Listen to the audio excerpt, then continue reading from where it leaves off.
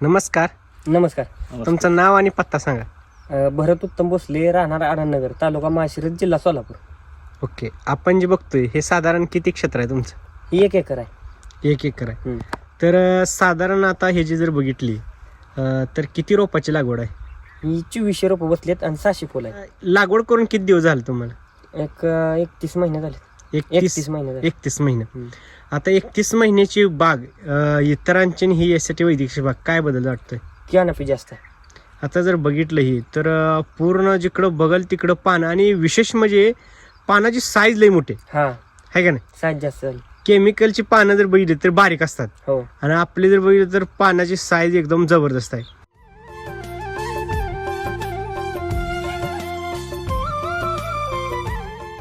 काय मला सांगा, तुम्ही लागवडीपासून का असं नियोजन केलंय की एवढी जी बाग चांगली आली किंवा तिचे फुटवा चांगला आहे, माल चांगला आहे आणि उत्पन्न पण चांगलं मिळतंय तुम्हाला, तर ह्यासाठी काय केलं तुम्ही? लागवडीपासून एसटी वैदिक वरच वापरलेला आहे. लागवडीपासून लागवड केल्यावर सुरुवातीला कृषी अमृत 1 किलो भरत होतो. एक 6 महिने 1 किलो भरले सुरुवातीला आणि नंतर त्यात रूट न्यूट्री फक्त घालत होतो. म्हणजे लागवड केली तेव्हा हेल्थ अँड पेस्ट नव्हतं. सुरुवातीला फक्त रूट अँड न्यूट्रीवरच बाग आणली आपण. म्हणजे लागवड केली तेव्हाच 3 महिन्यात 4 महिन्यात पोलच्या बाहेर आली 3 महिन्यात. बर. आणि तिथून पुढे कसं नियोजन केलं? तिथून पुढं आपला रेग्युलर डोस 2.5-3 महिन्याला डोस असतो. रेग्युलर 2.5-3 महिन्याला. तर काय देता 2.5-3 महिन्याला तुम्ही? कृषी अमृत आणि RNPH बेसल डोस आणि आता नवीन इथून पुढं म्हणजे गेल्या वर्षीपासून हे देतोय SSM. हो.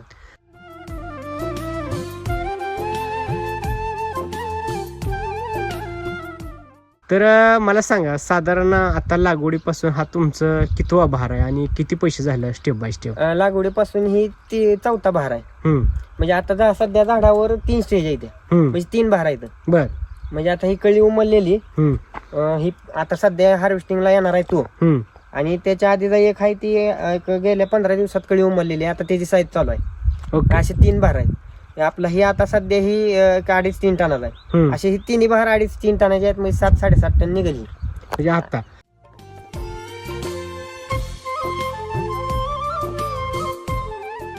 तर मला पहिल्यापासून सांगा की पहिल्या बहाराला तुम्हाला किती माल निघाला, किती पैसे झाले, टोटल खर्च किती झाला?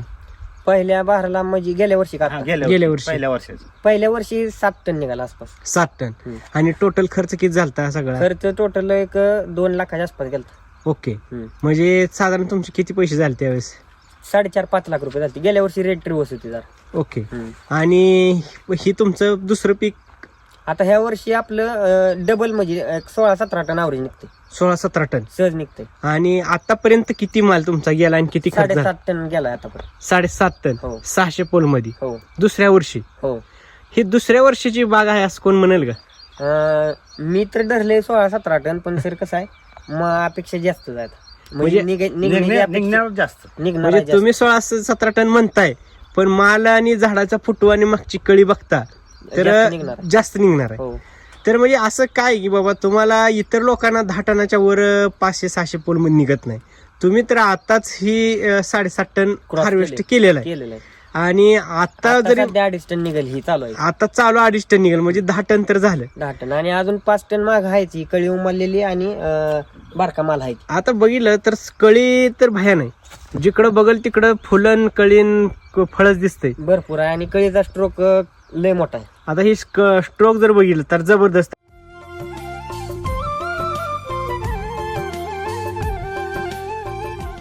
आता किती दिवस झालं पावसात प्लॉट आहे तुमचा? कंटिन्यूस पाऊस आहे. कंटिन्यू पाऊस. डाग आहे का कुठं बागेमध्ये? डाग नाही, कमी आहे. काय वाटतं ही कशामुळे या वर्षी डाग? वैदिकमुळे. न्यूट्री ताकद आहे. तुम्ही जे पोषण देताय त्याच्यामुळे आज ही बघायला भेटते. हो.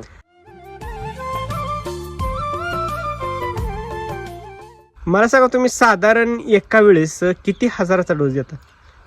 आपण जानेवारी मध्ये 60,000 रुपयाचा टाकला होता. 600 पोलला. 600 पोल. आणि त्याच्यानंतर मे मध्ये बहार काळातला टाकला होता तो 40,000 टाकला होता. हा, म्हणजे रेस्टला चांगलं काम केलं. रेस्टला आपण भरपूर डोस दिला होता. पुन्हा 40,000 केला. परत आपण मे म्हणजे जूनच्या स्टार्टिंगला एक 40,000 टाकला होता. पुन्हा अजून 40,000 टाकला. म्हणजे आपण रेस्टचा जी डोस असतो जानेवारीतला तो 60,000 टाकला होता. आणि मेच्या म्हणजे मे एंडिंग आणि जानेवारी जूनच्या सुरुवातीचा ते आपण एक 40,000 टाकला होता आतापर्यंत. आणि पुन्हा नंतर आता नंतर ना आता टाकायला नियोजन आहे. म्हणजे आता ही तिसरा डोस तुमचा तिसरा पडणार आहे. पडणार आहे. हम्म. तर काय वाटतं, काय शेतकरी म्हणतात 40-60 असा आकडा सांगितल्यानंतर लोक म्हणणार किती महाग आहे वगैरे. पण रिझल्ट आहे ना आपल्याला तसा. हा आता माल आतापर्यंत इतका निघतोय. रेट कसा आहे आता, रेट जरी दिवस असलं हा तर ॲव्हरेज काढलं म्हणजे पैसे होऊन जातात. मला सांगा आता 7.5 टनाचं पैसे किती झालं तुमचं? जवळजवळ 3.5-4 लाखाच्या आसपास गेले. 4 लाख रुपये. म्हणजे तुमचा 1 लाख फक्त खर्च झालाय. हो 60 आणि 40 1 लाख. 1 लाख. आणि मग ते एक ड्रिंचिंग आणि फवारण्या धरले तरी ती 15-20 हजार. एक 30,000 धरू. चला अजून जास्त सगळं 1.25 लाख रुपये. 1.25 लाख. आज 1.25 लाख रुपये मध्ये किती पैसे मिळाले तुम्हाला? एक 4 लाखाच्या आसपास. 4 लाख. आणि आता जर ही माल म्हणलं तर किती हजाराचा आहे कमीत कमी रेटनं? कमीत कमी 50 धरला तरी एक 2-2.5 लाखाचा. हे 2-2.5 लाखाचा आहे. आता ही म्हणजे तुमचं प्रॉफिट किती झालं आणि खर्च किती झाला आतापर्यंत? खर्च आपला म्हणलं की आता तुम्हाला 1.25 लाखाच्या आसपास झालाय. हा आणि आता निघणाराच 50 जरी धरलं आणि 5 टन गेला तरी एक 2-2.5 लाख रुपये होते. आणि मागचं आणि मागचं त्यातलं 4 लाख. म्हणजे 4 आणि 2 6.5 लाख झाले. 6.5 लाख. लाखात एक 1.25 लाख वजा केले तरी 4-4.5 लाखाच्या आसपास. काय शेतकरी म्हणते ती ड्रॅगन शेती परवडत नाही, ड्रॅगनला दरच नाही, ही नाही. नाही ऍव्हरेज काढलं तर सगळ्या पिकापेक्षा हे पीक भारी आहे. बरे. म्हणजे राम सर सांगतात की तुम्ही खायला घाला. खायला काय म्हणजे तुम्ही त्याला जितकं खायला द्याचाल तितकं ती तुम्हाला उत्पन्न देणार आहे. देत.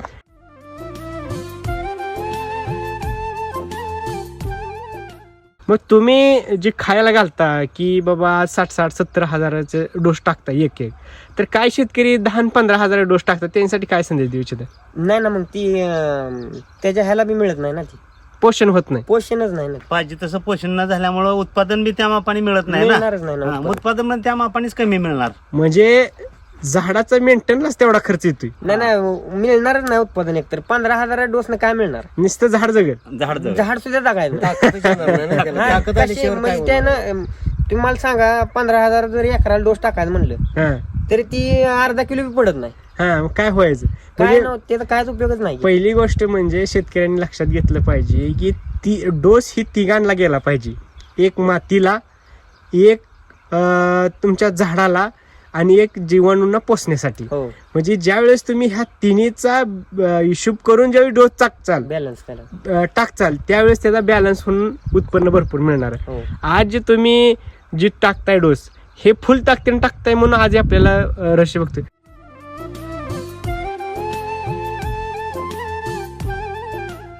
केमिकलवर खर्च करणारी शेतकरी त्यांना रेट आणि तुम्हाला रेट काय रेट भेटतोय? थोडी तफावत राहते नॉर्मल.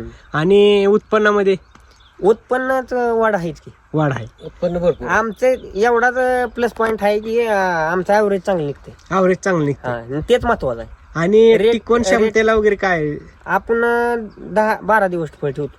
12 दिवस काहीच होत नाही. काय होत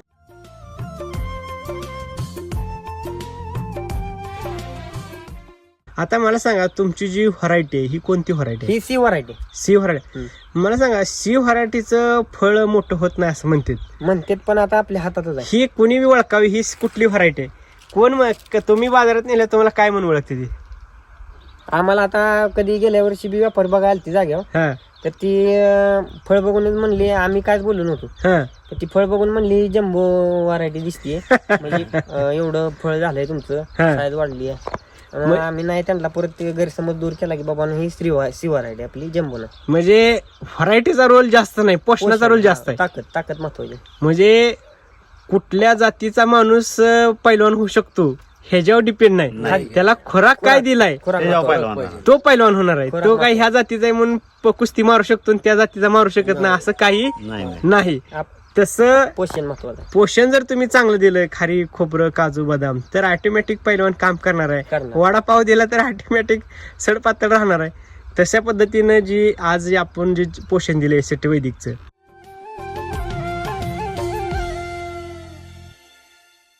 काय वाटतं एकंदरीत आज जी केमिकल शेती सोडून जी एसटी वैदिक शेती करताय ह्यात काय समाधान वाटतंय? रोगराई कमी. रोगराई कमी. आणि ह्याच्या आधी आज पाऊस पडतो एवढा, बऱ्याच शेतकऱ्यांच्या ड्रॅगनवर डाग येतोय, तर काय तुम्ही काय कसं मॅनेज केमिकल मध्ये कसं आहे माहिती आहे का, 4 दिवसाला वरण फवारणी ठेवायला लागते आणि जमिनीत बी 5 दिवसाला बुरशीनाशक द्यायला लागते. बर, मग ती आपल्याला नाही ना तसं करता येत. मग तुम्ही कसं मॅनेज करता हे सगळं? आपण कायच नाही, आपण एक 10-15 दिवसात एक फवारणी ठेवतो फक्त आणि जमिनीतून आपण सॉइल चार्जर कंटिन्यू असतो. म्हणजे तुमचं 4-5 दिवसाला सॉइल चार्जर, त्याच्यामुळे ही तुमच्या रोगराई कमी आहे. बरोबर. आणि क्वालिटी जर बघायला गेलो तर एकदम जबरदस्त आहे. तर साधारण आपल्याला इतरांपेक्षा किती रेट जास्त भेटतो? एक 10 रुपयाचा फरक पडतो. 10 रुपयाचा. हा, पण आता रेट रिवर्स असल्यामुळे तेवढा फरक पडतो. मी म्हणतो 50 रुपये झाला आणि तुम्हाला 60 मिळाला तर टनामागे 10,000 वाढली ना.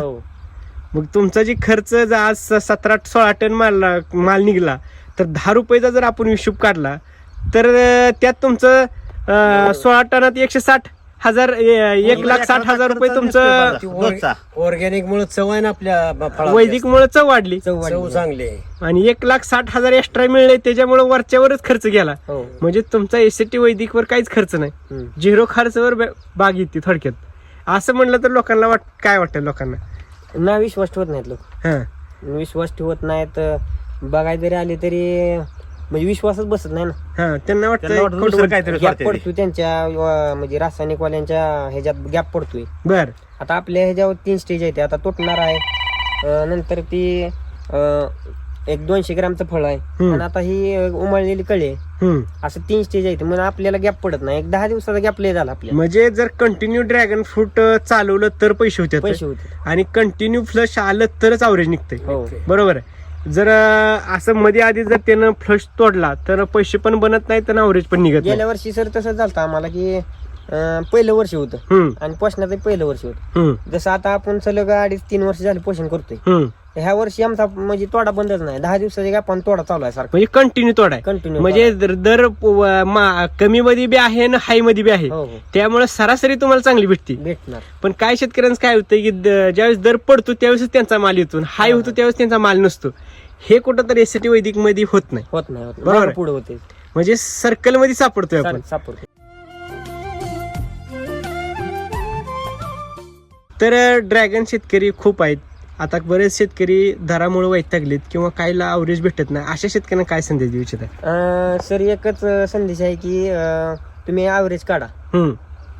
ऍव्हरेज भरपूर काढलं तुमचे पैसे भरपूर होणार. मग ते पण ऍव्हरेज काढायसाठी खूप प्रयत्न करतात, मग ऍव्हरेज निघत नाही. प्रयत्न म्हणजे पोषण योग्य द्यायचं. हा, योग्य पोषण महत्वाचं आहे. सिटी वैदिकचं पोषण महत्वाचं आहे. बरोबर. हा, तुम्ही जर खायला चांगलं दिलं तर ते झाड तुम्हाला देणारच आहे.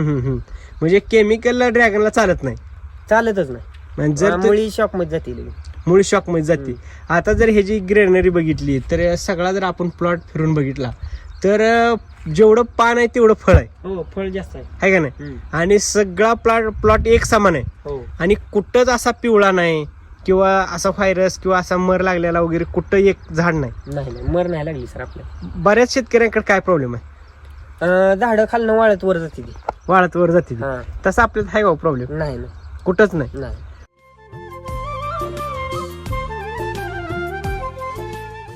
मला सांगा, आता जी काय अनुभवी शेतकरी आहेत ते ज्यावेळेस बघा येतात त्यावेळेस त्यांच्या काय प्रतिक्रिया असते? म्हणजे ती वाट बघूनच आधी चकित होते. बर, झाडाची वाट बघूनच आपली. म्हणजे एवढी वाढ आहे. हा, वाढ असल्यामुळे आपल्या ऍव्हरेज जास्त निघते ना. म्हणजे फुटवा जास्त आहे आणि हेल्दी आहे. जेवढी कॅनॉपी वाढली आहे प्रत्येक कॅनॉपीला फळ लागते ना, त्यामुळे आपला आपोआपच ऍव्हरेज वाढलेला. म्हणजे जिथं पान आहे बघा, आता आपण जर थोडं खाली बसून जर बघितलं, खालचा सगळा जर ही जर काढला तर पूर्ण जिथं जीव पान आहे तिथं फळ लटकलेलंच आहे. बरोबर आहे. प्रत्येक पानाला फळ आहे. आता सध्या एका झाडावर सर तुटणारी फळ एक 10-15 जास्तच आहेत. 15-20 फळ आहेत. म्हणजे त्यानंतर जी एक 200 ग्रामची हिरवी फळ आहेत ती एक 15-20 आहेत. आणि आता कळी लागली ती बी 15-20 कळी आहेत सहज. अशी म्हणून सगळे मिळून 50-60 फळ आहेत एका फळा. म्हणजे एवढा जे फ्लश बसलाय ती एकदम जबरदस्त.